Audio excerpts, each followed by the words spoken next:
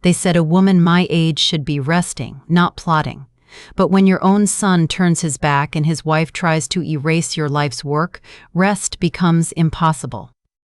This isn't just a story about betrayal. It's about justice, the kind only a mother with everything to lose can deliver.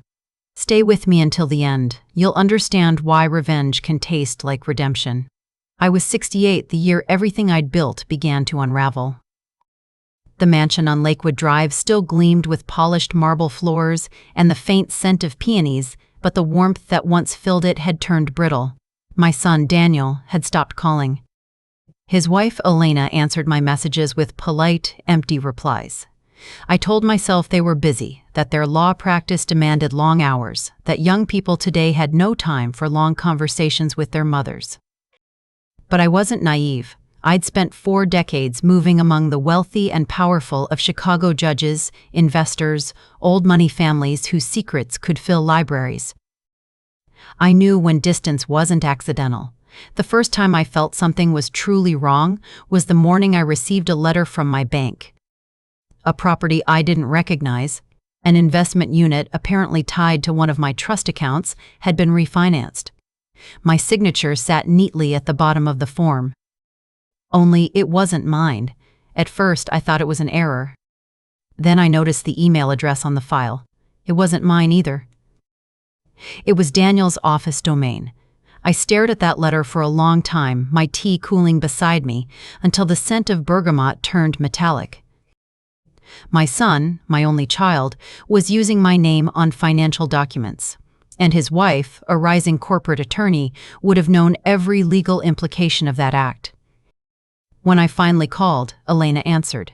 Her voice was smooth, calm, too polished. "Oh, Margaret, Daniel's just in a meeting. What's this about paperwork? I'll have our assistant look into it." "I didn't authorize any refinancing," I said. "Tell Daniel to call me tonight." He didn't.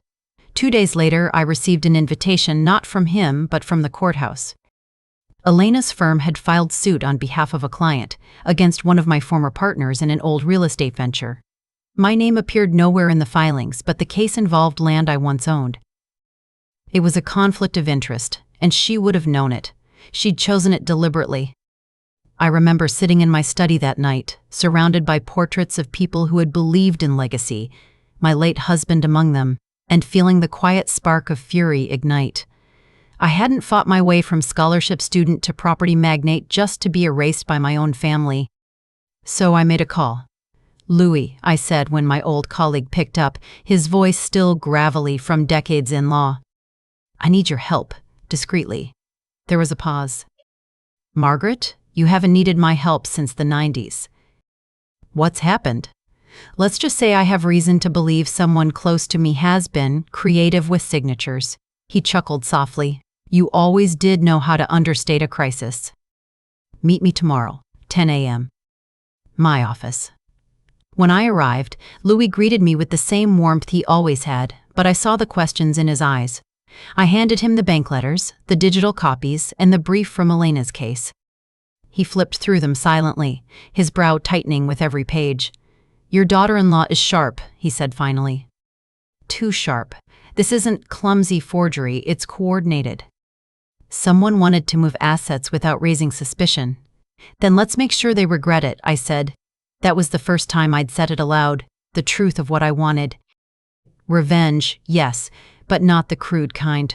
I wanted justice. I wanted Daniel and Elena to look at me and realize I wasn't the aging woman they thought they could outmaneuver. Louis smiled faintly. "You haven't changed at all. I've only gotten better at hiding it," I replied. That afternoon, I walked through my estate with renewed purpose. I opened safes, checked deeds, reviewed trusts. Every document became a clue. By midnight, I'd mapped out where my money had gone, what had been shifted, and how long it had been happening. Years. I poured myself a glass of wine and stared out at the lake. Its surface was black glass under the city lights, perfectly still. Somewhere across that expanse, my son slept beside the woman who had orchestrated this betrayal. I imagined their confidence, the belief that I was too old, too gentle, too sentimental to fight back. They had forgotten who taught them ambition in the first place. Louis's investigator worked fast. Within a week, we had traced the paper trail, shell companies, quiet transfers, forged authorizations. It all led back to Elena's desk. Her own paralegal, a young man with more conscience than loyalty, confirmed that she had used my credentials to move funds into accounts that eventually benefited their firm. I should have felt broken. Instead, I felt awake. For the first time in years, my mornings had purpose again. I rose early, dressed sharply, cream silk blouses, pearl earrings, tailored blazers. I wasn't just preparing for battle, I was reclaiming my identity. At breakfast one morning, as sunlight spilled across the marble, my housekeeper paused and said softly, "Ma'am, it's good to see you smiling again." I only nodded. Smiling, yes, but it wasn't joy. It was strategy. By the end of the month, I had everything I needed: proof, leverage, and an opportunity. The courthouse was holding a procedural hearing on the very case Elena had filed. Louis, ever the tactician, arranged for me to be invited as a special guest, a retired judge attending as an observer. It was perfect. When I walked into that courtroom, heads turned. The years melted away, the posture, the composure, the subtle command of presence, all of it returned effortlessly. Elena saw me and went pale. Daniel, sitting behind her, looked confused at first, then worried. They had no idea what was coming. The courthouse had changed since I'd last walked its marble floors.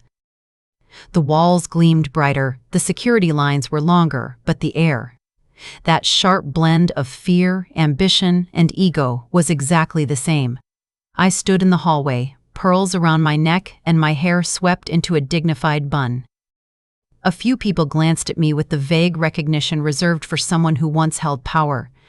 But Elena froze. Her lips parted just slightly, enough for her smile to falter before she caught herself. Then, as if remembering the performance she always put on, she tilted her head and gave me that condescending smirk I'd seen too many times. The one that said, "You're nothing but an old woman now." "Margaret," she said smoothly, her voice honeyed but sharp. "What a surprise. I didn't know you were still interested in these small hearings." I smiled, calm and deliberate. "Oh, I'm always interested in justice, dear."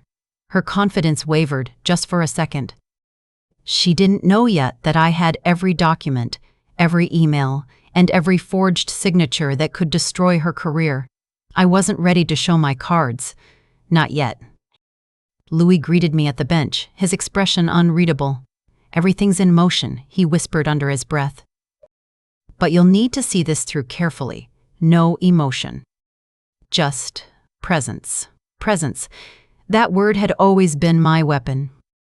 I sat in the observer's section, poised and silent, watching Elena perform like an actress too proud to know the audience had changed. The case began. She moved with perfect confidence, cross-examining witnesses, quoting statutes, trying to project control. But as Louis had predicted, the contradictions in her paperwork began to appear like cracks in glass. Dates didn't match, notarizations were missing. Bank statements conflicted with her own filings. I could almost hear the quiet murmur of realization ripple through the courtroom. When the judge, an old colleague of mine, paused to examine a particular document, he frowned. "Counselor," he said, tapping the paper, "this authorization seems inconsistent." "Whose signature is this?" Elena hesitated. It's the client's." "I believe it was processed through the standard channel." He raised an eyebrow. "The standard channel doesn't usually include missing witness stamps." Her throat tightened. I could see it from my seat, the pulse flickering beneath her flawless makeup. Louis leaned toward me. "This is where it begins," he murmured. After court adjourned, I stepped outside into the crisp afternoon air. Reporters were lingering near the steps, but they didn't recognize me yet. Elena followed, her heels clicking on the marble behind me. "Margaret," she called. "Wait." I turned, calm and unhurried. She approached, her face twisted between anger and disbelief. "You think showing up here intimidates me?" she hissed.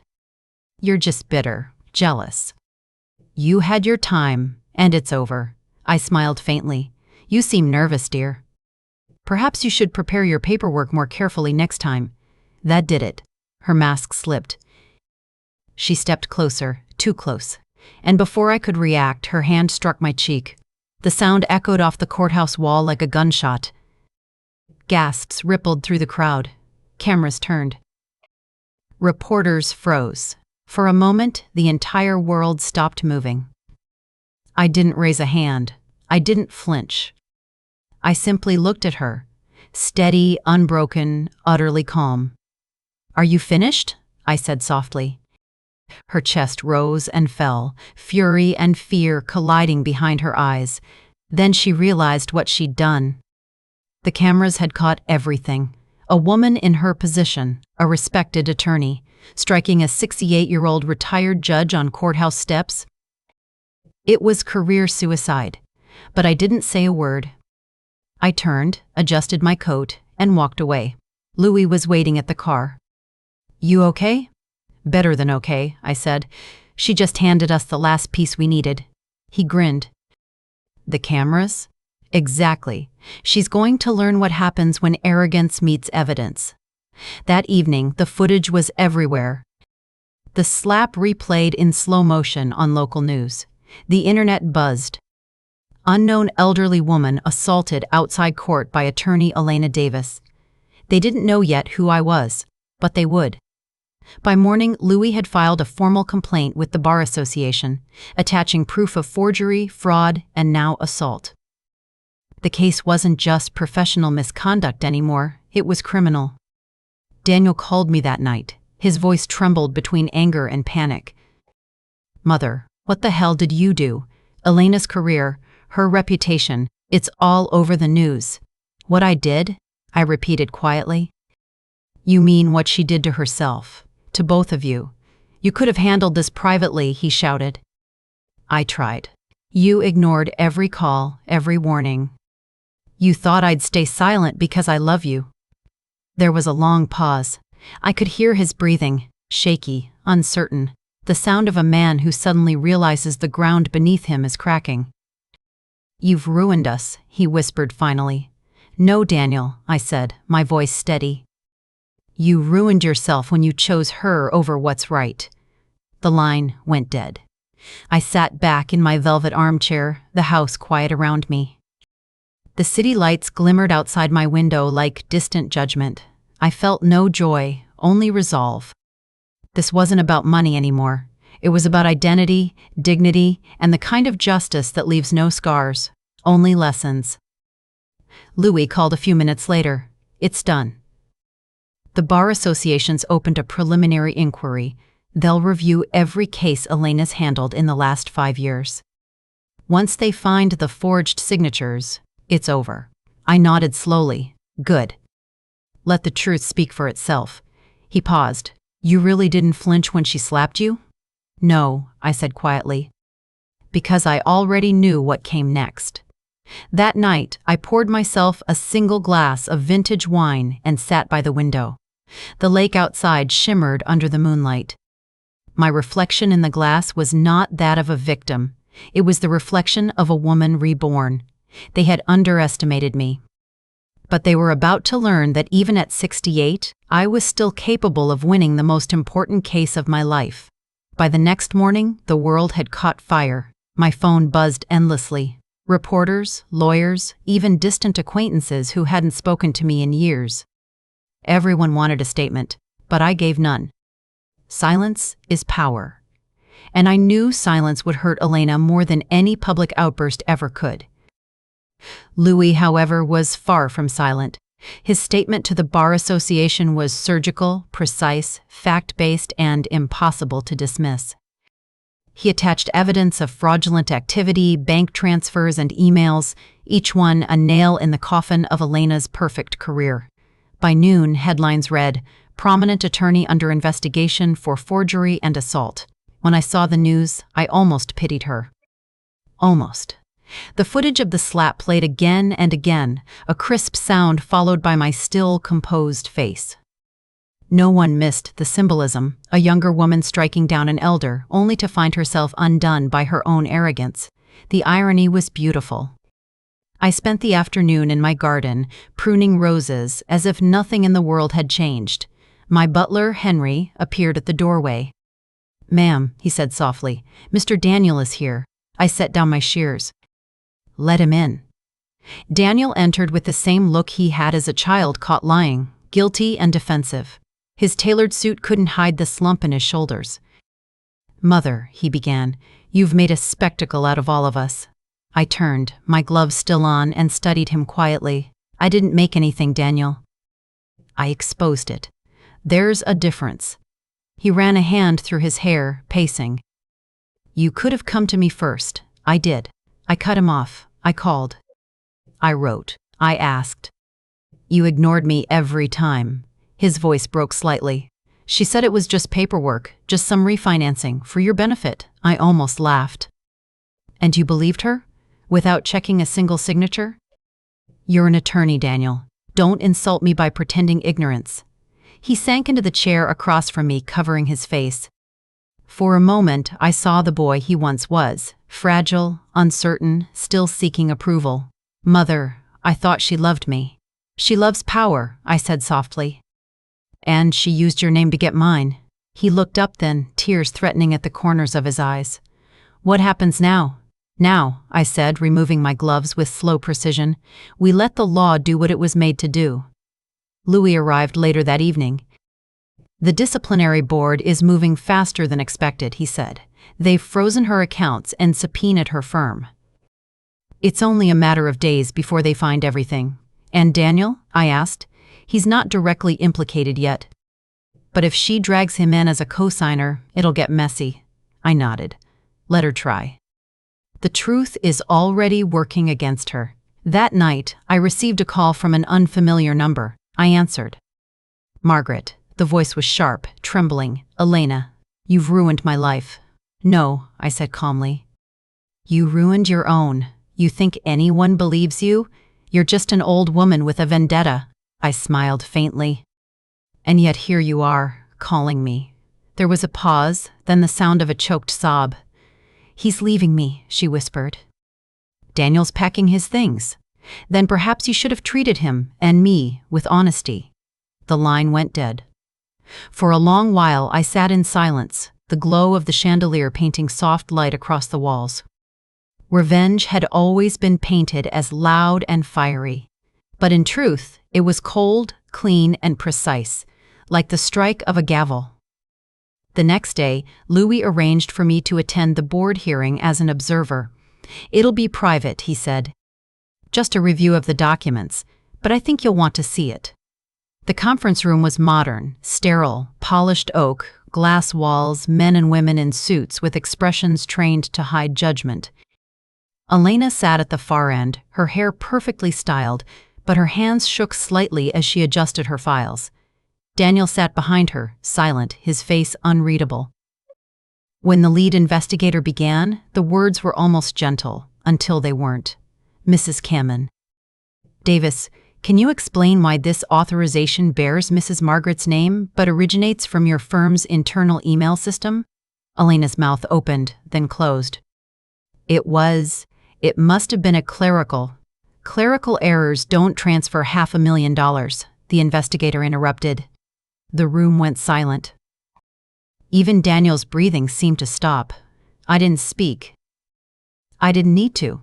After an hour of questioning, the session ended. Elena stood, pale and shaking. When her gaze met mine, I saw something I hadn't before. Not arrogance, not anger, but fear. Real, sinking fear. She left the room without a word. Daniel lingered, looking between us. I turned to him and said quietly, "You still have a chance to do the right thing. Choose wisely." Later that evening, I returned home to find a letter waiting on my desk. It was from Daniel. "Mother, I don't know how to fix what's broken, but I know who broke it. I'm cooperating with the investigation.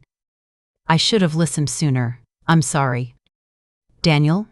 I read it twice, then placed it in my drawer. It wasn't forgiveness, but it was a start. Louis came by with a bottle of champagne. "You've done it," he said. "The board will likely suspend her license pending trial. They might even indict her for fraud." I poured 2 glasses. To Justice, I said. He raised his glass. And to you, Margaret, the woman they should never have underestimated. We drank, the city's lights glittering beyond the windows like applause. But inside me, there was no triumph. Just clarity, this wasn't over. Not yet, because what Elena had done wasn't just about money or power, it was about erasing me. And before this was finished, I would make sure she understood exactly who I was. 2 days later, my attorney called. Margaret, he said, the district court has scheduled a preliminary hearing. Elena will face charges of professional misconduct and fraud. You'll likely be called as a witness. I stared out over the balcony of my mansion, the morning sun painting gold across the marble terrace. A witness, I repeated softly. After everything, that seems poetic. When I hung up, I took my time dressing for the day. Not in vengeance, but in power. A navy silk suit, my late husband's pearl brooch, diamond studs that caught the light. Every thread spoke of discipline, of quiet authority. Henry brought the car around, my silver Bentley gleaming in the driveway.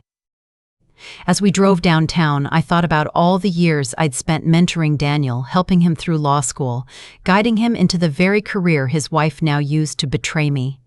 Power, I've learned, always reveals character. And betrayal always reveals truth. Outside the courthouse, cameras flashed like fireworks. I held my head high, not acknowledging a single one. Reporters called out, Mrs. Arias. Mitchell, did your daughter-in-law really forge your documents? I didn't answer. I didn't need to. My silence made her guilt scream louder. Inside, Louis was already waiting near the hearing chamber, his tie perfectly straight. You ready? He asked. I was born ready, I said. The proceedings were formal but tense. Elena sat with her attorney, avoiding my gaze. Her once confident demeanor had wilted. Her designer dress hung loose, her makeup carefully hiding sleepless nights. When the judge called my name, I stood, feeling every eye turned toward me. The courtroom, for a moment, felt like it used to, familiar, reverent. I swore my oath, then met Elena's eyes across the table. Mrs. Mitchell, the judge began, you allege that your daughter-in-law forged your authorization and misused your financial documents. Yes, Your Honor, I said clearly. And I have the original, unaltered paperwork. I also have communication records that confirm I never approved any transaction. Elena's attorney objected, but the judge silenced him with a glance. Proceed, he said. I walked to the exhibit table, placing the signed documents neatly before him, one genuine, one forged. Compare the two, I said, my tone calm but cutting. You'll notice the pen pressure is different. I sign every document with a fountain pen, not a ballpoint, and I never use my middle initial. The judge adjusted his glasses, studying both signatures. Then he looked up, eyes sharp. Remarkably observant, Mrs. ECS. Mitchell. Years on the bench will do that, I replied softly. Elena's lawyer shifted uncomfortably. Objection, Your Honor. Overruled, the judge said. When I returned to my seat, Louis leaned close. That was flawless. I smiled faintly. It's not over yet. Elena was called next. Her voice trembled as she tried to explain. It was a misunderstanding. Daniel handled the paperwork. I didn't realize, but every word only made her sound smaller. Finally, the judge asked, Did you, or did you not, authorize the transfer of funds using a falsified document? She hesitated too long. I believed it was genuine, the courtroom murmured. Even Daniel, sitting behind her, dropped his head in shame. When it ended, the judge announced that a formal review would proceed to trial. Elena's license was suspended immediately. I exhaled slowly, feeling years of dignity restored. Outside, as we stepped into the afternoon light, Louis turned to me. Justice moves slowly, but it moves. Yes, I said, and sometimes it remembers the faces it owes. That evening, Daniel arrived unannounced. He looked hollowed out, the arrogance gone, the lawyer's mask cracked. She's gone, Mother, he said quietly. She packed up her things, said she couldn't live in this city anymore. Then she shouldn't have built her life on lies, I said. He sank into the couch, eyes full of regret. I've lost everything. No, I said gently, pouring him tea. You've lost an illusion. That's different. For the first time in years, he looked at me not as an adversary, but as a son. How did you know all along? I smiled faintly. Because I raised her mirror. And mirrors always reveal what people wish to hide. He nodded slowly. I don't deserve your forgiveness. Forgiveness isn't free, I replied. But understanding is a start. That night, I sat by the fireplace, my tea untouched. The room glowed with warmth, but inside me, there was still a chill. Because revenge, I'd learned, doesn't end with victory. It ends when the truth finally stops echoing. I picked up the newspaper, the headline reading, Suspended Attorney Under Fire for Forgery and Abuse of Power. Beneath it, a smaller line, Retired Judge Margaret Mitchell testifies against daughter-in-law. For the first time in months, I smiled. Not because I had won, but because justice, once again, had my handwriting on it. Still, there was one thing left undone. Louis had hinted that Elena's firm might have more hidden transactions, off-record accounts, shadow payments. And if that was true, then her downfall had only just begun. I folded the paper, my mind already turning. It was time to close the circle. The next morning, Louis arrived with a file thick enough to make my heart quicken. He placed it on my mahogany desk beside my untouched breakfast tray. What's this? I asked, though I already sensed the weight of what it contained. Evidence, he said simply. Elena's firm handled several estate cases, and 2 of them show suspicious withdrawals, identical to what she did to you. Same forged authorizations, same routing numbers. I leaned back in my velvet chair, fingers steepled. So I wasn't her first victim, nor her last, he said grimly, but the others were silenced with settlements. I believe she made them sign NDAs under pressure. The fire crackled beside us. Outside, winter light spilled across the manicured lawn, soft but cold. So she used her position to prey on the elderly, I murmured. Elegant, strategic, and utterly vile. Louis nodded. If we present this to the district attorney, it could open a criminal case, not just professional misconduct. I smiled, faintly. Then let's do it. I think the city deserves to see what a golden reputation looks like when it tarnishes. That afternoon, we met with the district attorney, a sharp woman named Jessica Malone, someone I'd once mentored when she was just a law clerk. She rose from behind her desk, shaking my hand with genuine warmth. Judge Mitchell, she said, it's been too long. Jessica, I said with a faint smile. Seems like fate brought us back together. When Louis laid out the evidence, she studied it silently for several minutes. Finally, she exhaled. This is substantial. If it checks out, we can indict her for financial fraud, forgery, and elder abuse. I nodded slowly. Good. Then let's proceed quietly. No leaks. I want the world to hear it from the bench, not the press. Jessica's lips curved slightly. You always did know how to stage justice. When I returned home, I found Daniel waiting on the porch. His eyes were red, but his posture was straighter, like a man who had finally stopped hiding.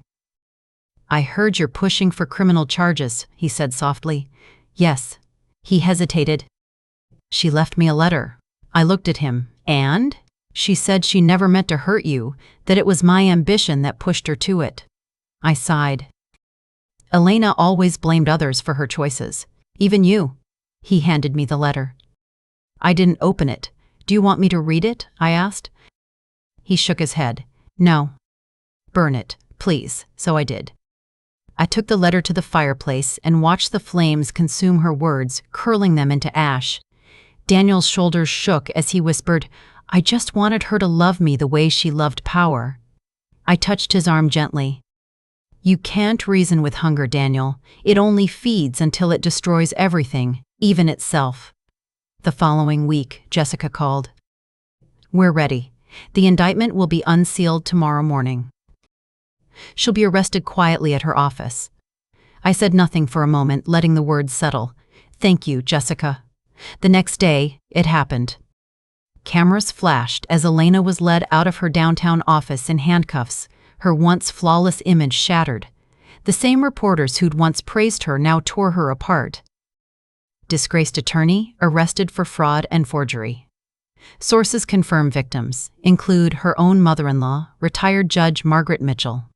It was poetic. The very courtroom where she had humiliated me now buzzed with her disgrace. When I entered later that week for a brief statement, everyone fell silent. I wasn't angry anymore, just resolved. Elena sat at the defendant's table, no makeup this time, her wrists trembling slightly.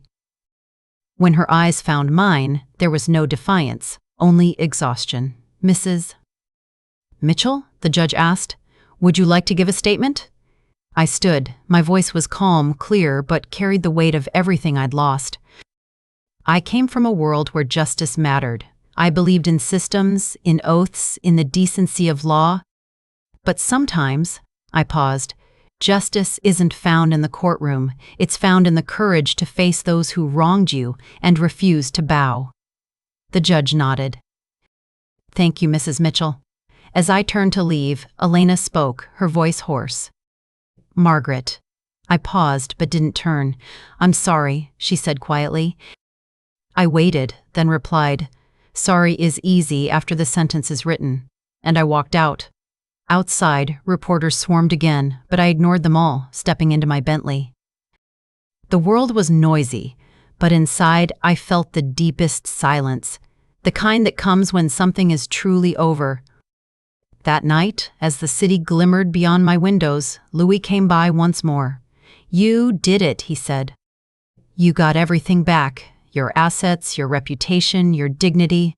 I poured us both a drink. I didn't want revenge, Louis. I wanted peace. But to reach peace, sometimes you have to walk through fire. He raised his glass. "And you walked through it like a queen." I smiled faintly, looking out over the lights of the city. "No, Louis," I said softly. "Like a judge." But deep inside, I knew there was one more step, not against Elena, but for Daniel. Because vengeance without healing only leaves ashes. And I wanted something more than ashes to remember this by. Months passed. The headlines faded, the whispers dimmed, and life finally quieted around me. Elena's trial concluded swiftly. She accepted a plea deal. 3 years in prison, disbarment, and full restitution. Her name vanished from the golden walls of the legal elite she once adored. Daniel came to visit me often now. At first, the silence between us was heavy, but over time, it softened into something gentler, like air after a storm. One afternoon, we sat on the terrace overlooking the rose garden. The sunlight fell through the glass, warm and soft, glinting off the silver teapot between us. He looked older somehow, his face marked by humility, not pride. "You ever think I'll earn your forgiveness?" he asked quietly. I stirred my tea slowly. "Forgiveness isn't earned in a day, Daniel. But every time you show up, every time you face the truth, you earn a little more." He nodded, his eyes glistening. "You always told me the law was about truth. I never realized it was also about courage." "It's about both," I said. "And sometimes about pain." He smiled faintly. "You sound like the judge you used to be." I met his gaze. I never stopped being her. I just forgot for a while. A soft breeze carried the scent of roses through the air. For the first time in years, I felt peace. Not victory, not pride, just quiet satisfaction that justice had taken its course. Later that week, I visited the courthouse one last time. I stood at the steps where, months ago, Elena had slapped me, where cameras had caught my humiliation. Now, the marble shone under the afternoon light, clean, timeless. I touched the stone railing and smiled faintly. "You remember, don't you?" I whispered. The wind seemed to answer. Inside, the clerk greeted me warmly. "Judge Mitchell, it's been a long time." "Yes," I said softly. "I just came to see an old friend." I walked into an empty courtroom, the kind I used to preside over. The wooden benches were still polished, the gavel still resting neatly beside the clerk's station. Sitting in the judge's chair, I felt the echo of years. All the lives, all the decisions, all the truths I had once weighed. That chair had always represented power.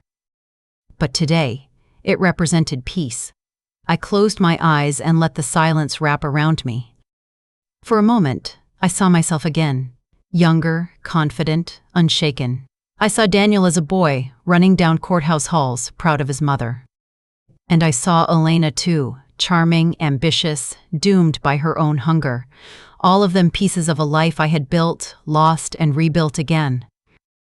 When I rose, I left the gavel where it belonged, not as a weapon, but as a symbol. Justice had spoken. And I no longer needed to. That evening, Daniel and I had dinner together at home. He cooked, surprisingly well, and laughed when I teased him about burning the roast.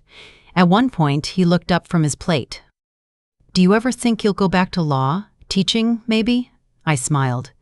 "No, Daniel. I think I've taught enough lessons for one lifetime." He chuckled softly, then grew serious. "You know, I think you saved me, Mother." I shook my head. "No, you saved yourself." I just held up the mirror. After dinner, he kissed my forehead before leaving. When the door closed behind him, I stood at the window watching his car disappear down the long, oak-lined driveway.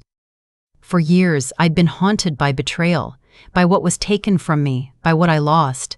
But now, I understood something deeper. Revenge might bring justice, but only forgiveness brings freedom. I poured myself a glass of wine, stepped onto the terrace, and watched the city lights shimmer in the distance. Somewhere out there, Elena was beginning her sentence. And I hoped, perhaps foolishly, that prison would teach her what privilege never could: humility. As the night deepened, I whispered to the stars, "It's done." The roses rustled in the wind, like a soft applause. For the first time in years, I felt whole. Because I had been the victim, the fighter, and finally, the judge. Justice doesn't always wear a robe. Sometimes it wears pearls, patience, and a calm smile. If you believe in karma, in truth, and in revenge served cold, stay with me. There are more stories where power meets its reckoning.